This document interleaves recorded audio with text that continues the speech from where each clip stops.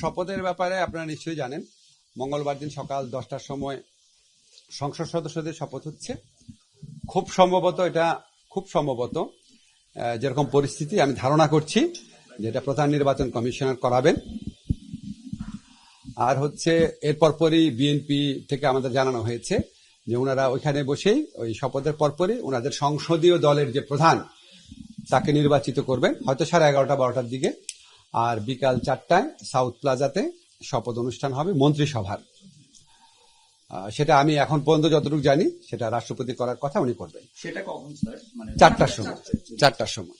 আর কারা কারা আমন্ত্রিত হবে এটা আপনার কনভেনশন অনুযায়ী যাদের আমন্ত্রণ করার কথা তাদের করা হবে, এটা ক্যাবিনেট দেখছে। আমি শুধু আজকে শুনেছি যে আমার মিটিং এ যেটা শুনেছি সেটা হচ্ছে এখন পর্যন্ত পররাষ্ট্র মন্ত্রণালয় যে আছে তাদের পক্ষ থেকে কান্ট্রিগুলার পররাষ্ট্র মন্ত্রী।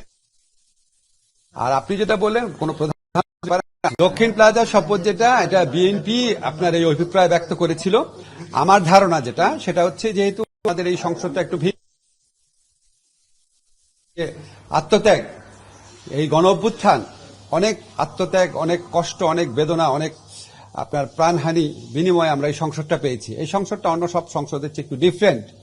তো এইটাকে আর তাছাড়া এই সংসদ প্রাঙ্গণে আপনার অনেকগুলো ঐতিহাসিক ঘটনা ঘটেছে। আপনারা জানেন জুলাই ঘোষণা, জুলাই সনদ, এই দুটাকে ঘিরে যে অনুষ্ঠান সেটাও সংসদেই আপনার আয়োজন করা হয়েছিল। এই সংসদে সাউথ প্লাজাটা আমাদের কাছে আরো বিভিন্ন কারণে স্মরণীয়। আমাদের প্রয়াত নেত্রী বেগম খালেদা জিয়ার জানাজা হয়েছিল, এটার পাশের জায়গাতে আমাদের যে সবার প্রিয় শহীদ ওসমান হাদির জানাজা হয়েছিল। তো এটার একটা অনেক স্মৃতি জড়িত আছে এখানে।